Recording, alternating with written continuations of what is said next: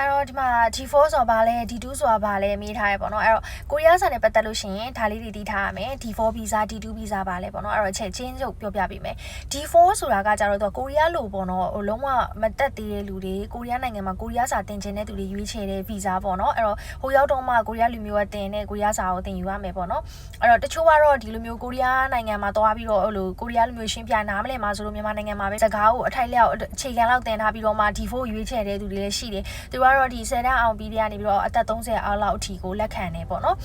နောက်တစ်ခု D2 ကျတော့သူက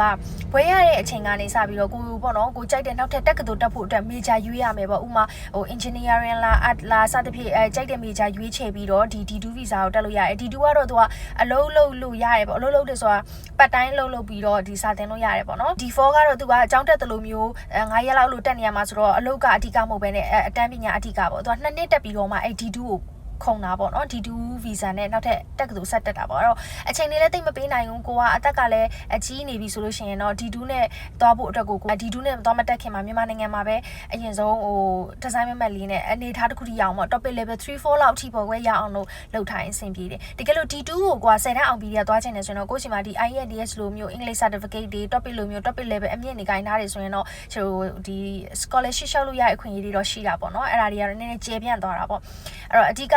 ကိုကဘယ်လိုသွားရမလဲသိချင်တယ်ဘာတွေလဲဆိုတာသိချင်တယ်ဆိုလို့ရှိရင်တော့ကိုယ့်ရဲ့အနေထားပေါ်မူတည်ရပေါ့နော်ကိုအလင်းလိုနေပြီလားအလင်းမလိုသေးဘူးလားစသဖြင့်ပေါ့နော်အဲ့ဒါလေးတွေကိုစဉ်းစားပြီးတော့ဆုံးဖြတ်ပေါ့နော်ရှက်အနေနဲ့အကြံပြုရမယ်ဆိုလို့ရှိရင်ပေါ့နော်ဒီမြန်မာနိုင်ငံမှာအထိုက်လျောက်ကို topic level တစ်ခုထိရအောင်ဂိုင်ပြီးတော့မှ D2 နဲ့သွားစီခြင်းနာတော့အမှန်ကယ်ပဲပေါ့နော်ဒါပေမဲ့ဟိုရောက်လို့ရှိရင်တော့လေဟိုဒါကြတော့ဘာသာစကားဒီ challenge ကတော့နည်းနည်းယော့သွားမှာပေါ့နော်အဲ့တော့ဘာသာစကား challenge နည်းနည်းယော့သွားမယ်ဆိုမှလည်းဟိုအလုပ်လဲလုပ်ရမယ်ကျောင်းလဲတက်ရမယ်ဆိုတော့ balance ညီအောင်တော်တော်လေးထိန်းရမယ်ပေါ့နော် D2 နဲ့ဆိုရင်တော့D4 နဲ့ဆိုရင်တော့ကျောင်းသားလူပဲကိုကသွားရုံပဲဆိုတော့ပေါ့ပပတော့ဖြစ်လိမ့်မယ်ပေါ့နော်ဒါပေမဲ့ဟိုကိုရီးယားလူမျိုးတင်မအောင်နားမလဲတာမျိုးဖြစ်မှာစိုးရိမ်တာမျိုးလို့ဆိုရင်တော့မြန်မာလူမျိုးရှင်းပြတဲ့အတိတ်ပဲဟိုကပို့ပြီးတော့လူချင်းနေဆိုရင်တော့မြန်မာနိုင်ငံမှာပဲ